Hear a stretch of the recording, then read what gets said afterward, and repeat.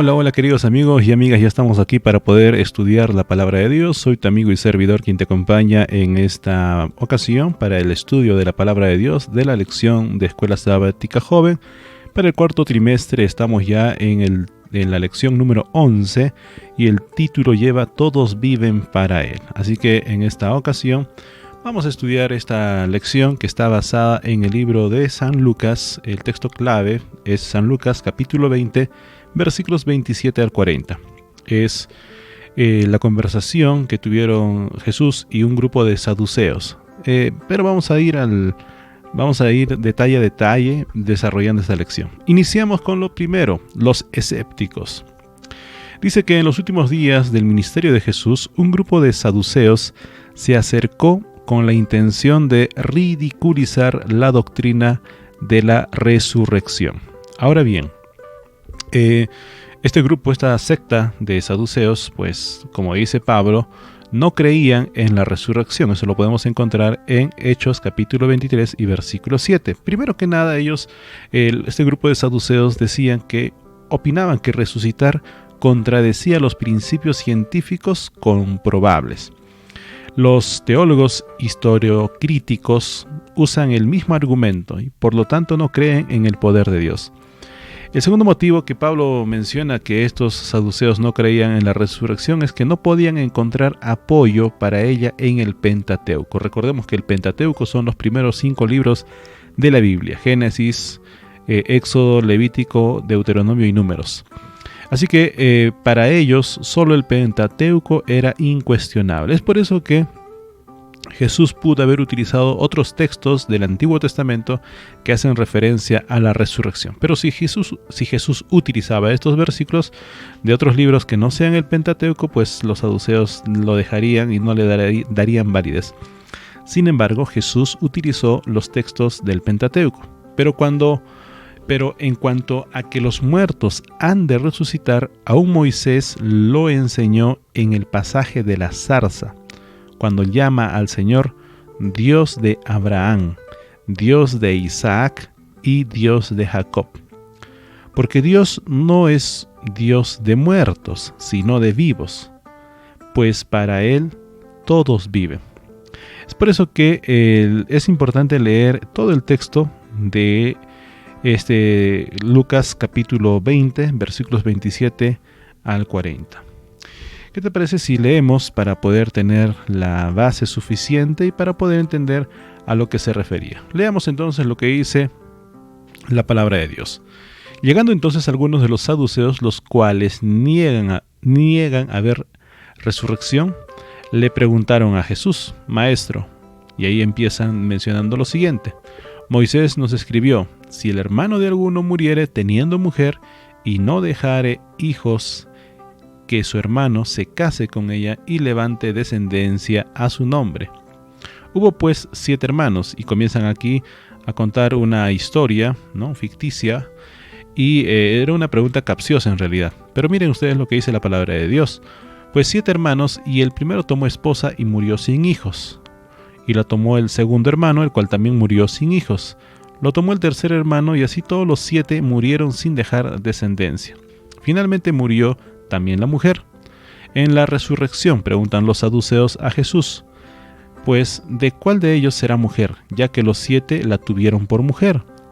Entonces Jesús respondiendo les dijo: los hijos de este siglo se casan y se dan en casamiento, mas los que fueren tenidos por dignos de alcanzar aquel siglo y la resurrección de entre los muertos, ni se casan ni se dan en casamiento, porque no pueden ya más morir, pues son iguales a los ángeles y son hijos de Dios, al ser hijos de la resurrección. Pero en cuanto a que los muertos han de resucitar, aún Moisés lo enseñó en el pasaje de la zarza, cuando llama al Señor Dios de Abraham, de Isaac y Dios de Jacob. Porque Dios no es Dios de muertos, sino de vivos, pues para Él todos viven. Respondiéndole algunos de los escribas dijo: Maestro, bien has dicho. Y no osaron preguntarle nada más. Pues amigos, miren, hemos leído los textos o el texto clave que nos acompaña durante esta semana. Así que cuán importante es tomar el texto con su contexto. Jesús pudo haber citado otros artículos del Antiguo Testamento que enseñan acerca de la resurrección, pero como ellos sacaron a relucir un ejemplo del Pentateuco, Jesús respondió de la misma fuente del Pentateuco, tomando el ejemplo de Moisés. Vamos a la parte de asimila, el marco de tiempo de Dios y el nuestro. El absurdo caso hipotético. Después de contar la historia ficticia, le preguntaron a Jesús de quién sería la mujer en la resurrección. Y Jesús presenta 3 errores en esa alegoría que ellos presentan, en esa pregunta que los saduceos plantean hacia Jesús. El primero era que era un ejemplo irrelevante porque en el mundo venidero no habrá matrimonio. Segundo, no conocían las Escrituras porque la Torá misma enseña acerca de la resurrección. Y en tercer lugar, Dios tiene el poder para resucitar a los muertos. Es por eso que cuando Moisés se presenta ante Dios en la zarza, se cita la palabra yo soy. Por eso es que dice, yo soy el Dios de tus antepasados. Yo soy el Dios de Abraham, Dios de Isaac y Dios de Jacob. Cuando Moisés se presentó ante Dios, ante Jehová, cuando Moisés se presenta, estos tres patriarcas ya estaban muertos. Pero Dios no dijo, yo era el Dios, sino dice, yo soy en tiempo presente. Jesús no quiso decir que sus almas incorpóreas estaban vivas en ese momento. Sin embargo, la expresión, pues para todos están vivos, demuestra lo contrario. Y Jesús quiso decir, todos viven para Dios, no para nosotros. Así que, amigo y amiga, lo que para nosotros es algo potencial y futuro, para Dios es un hecho presente. En su mente todo existe antes de llegar a la existencia real. En la parte de interpreta de la lección de Escuela Sabática Joven, tenemos el título Un trato cerrado. Y es por eso que la noción de que Dios vive en un presente eterno nos parece desconcertante, porque nosotros estamos atados al tiempo. Sin embargo, Dios no está atado al tiempo. Tomemos un ejemplo de la Biblia.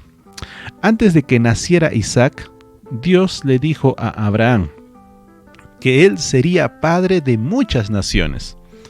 En Génesis capítulo 17 y versículo 4 encontramos la siguiente declaración. Esta es la alianza que hago contigo. Tú serás el padre de muchas generaciones o muchas naciones. En este versículo habla desde la perspectiva del tiempo de Abraham. Y en el versículo 5 del mismo capítulo 17 de Génesis, leemos lo siguiente: porque te he puesto por padre de muchedumbre de gentes.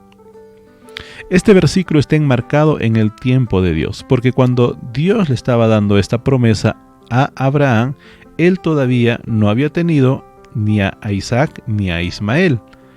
Él todavía era un hombre que tenía a su esposa, pero no tenían hijos.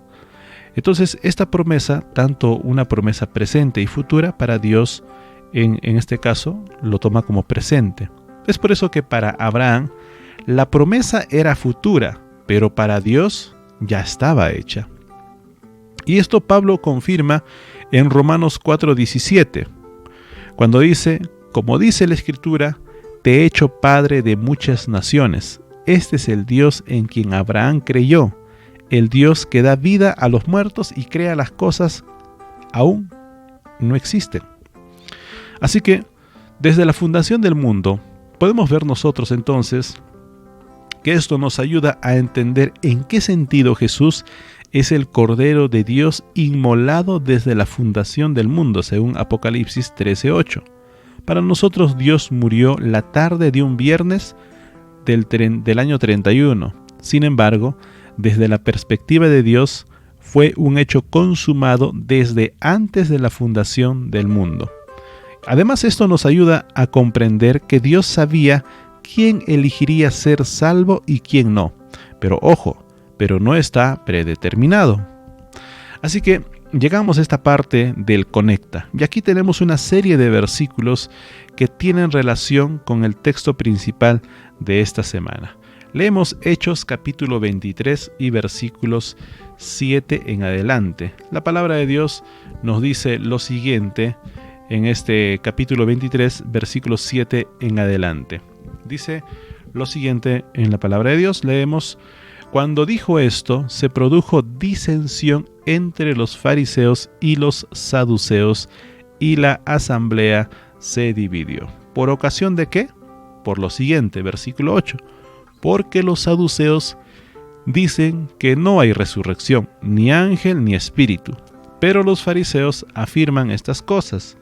Y el versículo 9 dice: Y hubo un gran vocerío, y levantándose los escribas de la parte de los fariseos, contendían diciendo: Ningún mal hallamos en este hombre, que si un espíritu le ha hablado o un ángel, no resistamos a Dios. Otro texto que también durante esta semana podemos conectar es lo siguiente: Mateo capítulo 22 y versículos 29. Leemos entonces la siguiente declaración. Entonces respondió Jesús, les dijo: erráis ignorando las Escrituras y el poder de Dios. Y es así que Jesús responde categóricamente, porque en la resurrección ni se casarán ni se darán en casamiento, sino serán como ángeles de Dios en el cielo. Pues bien, hay otro texto que también en esta semana nos invita a conectar con el texto clave que estamos estudiando, y nos remitimos al Antiguo Testamento, el libro de Éxodo, en el capítulo 3 y el versículo 6. Vamos a leer unos versículos del libro de Éxodo, capítulo 3 y versículo 6. Dice la palabra de Dios lo siguiente: y dijo: yo soy el Dios de tu padre. Está hablando en tiempo presente: Dios de Abraham, Dios de Isaac y Dios de Jacob. Entonces Moisés cubrió su rostro porque tuvo miedo de mirar a Dios. El otro versículo 13 y 14 dice lo siguiente, mismo capítulo 3 del libro de Éxodo. Dijo Moisés a Dios: he aquí que llego yo a los hijos de Israel y les digo: el Dios de vuestros padres me ha enviado. Si ellos me preguntaren ¿cuál es su nombre?, ¿qué les responderé? Y el versículo 14 nos declara lo siguiente: y respondió Dios a Moisés: yo soy el que soy. Y dijo: así dirás a los hijos de Israel: yo soy, me envió a vosotros. Este texto es tremendo, preciado amigo y amiga. Ese yo soy es el mismo y las mismas palabras que Jesús pronunció aquella tarde en la que le arrestaron en el jardín del Getsemaní. Cuando preguntaron ¿quién es Jesús? Y él dijo: yo soy. Así que, haciendo referencia al libro de Éxodo, hay otro texto que también nos invita a la lección de escuela sabática a poder conectar, y este es el libro de Génesis capítulo 17 y los versículos 4 y 5. Leemos lo siguiente entonces en la palabra de Dios. Hasta aquí estamos estudiando este tema fascinante de la lección de escuela sabática. Estamos en la lección ya número 11.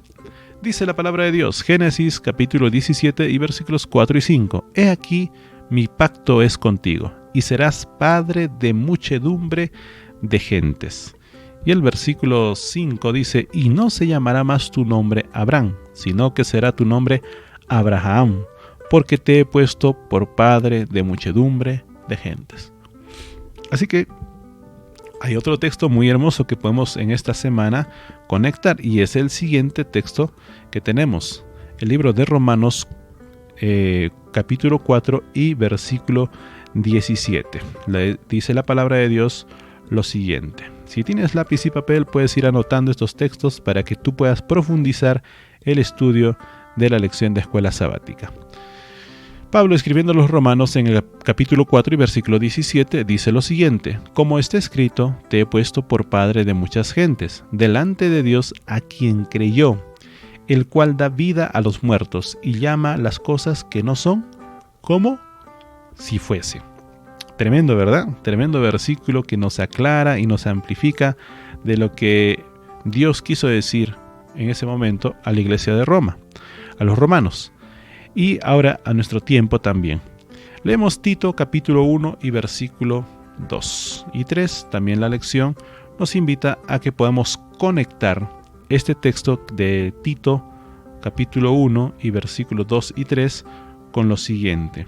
Y aquí yo quisiera que prestáramos una atención muy importante, puesto que Pablo se va a referir a lo siguiente. Leemos entonces Tito capítulo 1 y versículos 2 y 3.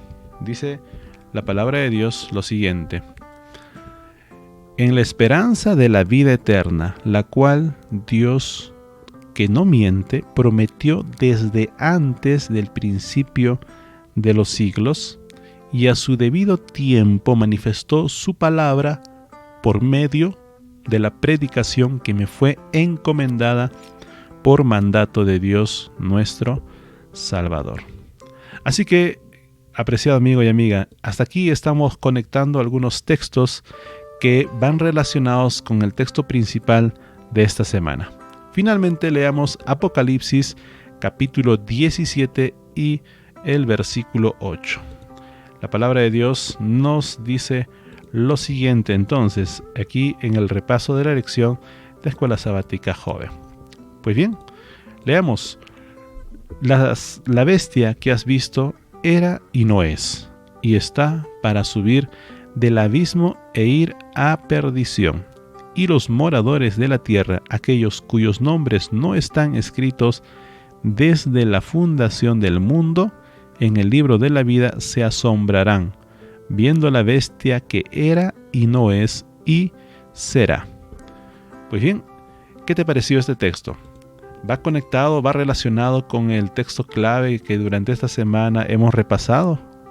Pues bien, ¿qué te parece si ahí en casa puedas reflexionar y meditar sobre estos textos que aparecen en pantalla y tú también puedes hacer tu propia conexión con otros textos afines que van relacionados con el texto principal de esta semana? Pues bien, de esta manera pasamos a la parte de Enfoca, una respuesta al naturalismo. Así como los saduceos no creían en la resurrección, en el mundo secular de hoy tampoco. ¿Por qué? El naturalismo no admite tal posibilidad. Por ejemplo, la erudición también rechazan las escrituras.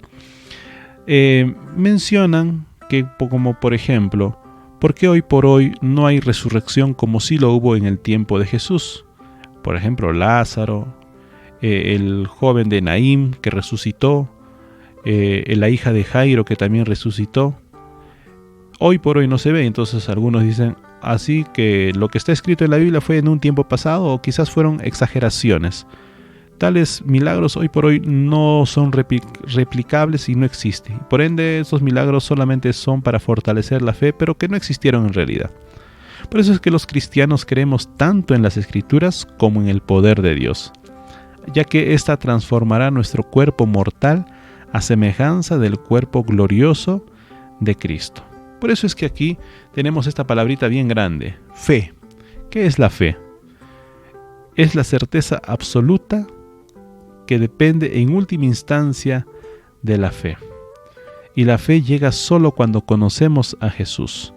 La fe llega, como dice Pablo en Filipenses capítulo 3, versículos 10 y 11, a fin de conocerle y el poder de su resurrección y la participación de sus padecimientos, llegando a ser semejantes a él en su muerte, si en alguna manera llegase a la resurrección de entre los muertos. Es por eso que, apreciado amigo y amiga, en la mente de Dios, ¿cómo podemos estar seguros de que Dios resucitará a los que murieron en Cristo? Tenemos que estar bien seguros, porque para Dios ya es un hecho consumado. Así que entramos de esta manera a la parte del aplica. Y aquí en la lección nos invita a leer varios extractos del libro El deseado de todas las gentes, escrito por Elena G. de White. En el capítulo 66 nos dice lo siguiente: Dios cuenta las cosas que no son como si fuesen. Él ve el fin desde el principio y contempla el resultado de su obra como si estuviese ya terminada. Los preciosos muertos, desde Adán hasta el último santo que muera, oirán la voz del Hijo de Dios y saldrán del sepulcro para tener vida inmortal. Dios será su Dios y ellos serán su pueblo. Habrá una relación íntima y tierna entre Dios y los santos resucitados. Esta condición, que se anticipa en su propósito, es contemplada por Él como si ya existiese. Para Él, los muertos viven. Puedes tú ampliar leyendo todo este capítulo del libro El deseado de todas las gentes. Si tienes en tu biblioteca este libro, te invito a leer en las páginas 557 y 558. Finalmente llegamos a la parte del dialoga. Aquí te dejamos unas preguntas para que puedas iniciar el estudio de esta semana en tu grupo pequeño, en tu clase de acción o en tu unidad de acción. Primera pregunta: ¿en dónde puedes identificar hoy la misma incredulidad de los saduceos? Hoy hay gente que duda, es incrédula a la segunda venida de Cristo o al tema de la resurrección. Segunda pregunta: ¿qué revela sobre Jesús la elección que Él mismo hizo de un pasaje de los escritos de Moisés? ¿Qué nos revela eso? Que Jesús obviamente confiaba y creía en el Pentateuco, en los escritores, en los profetas del Antiguo Testamento que escribieron la palabra de Dios. Tercera pregunta: ¿de qué manera prueba Génesis 17, 4 y 5 que lo que es futuro para nosotros es realmente presente para Dios? Recuerda la experiencia de Abraham y en este caso Dios, que le da la promesa.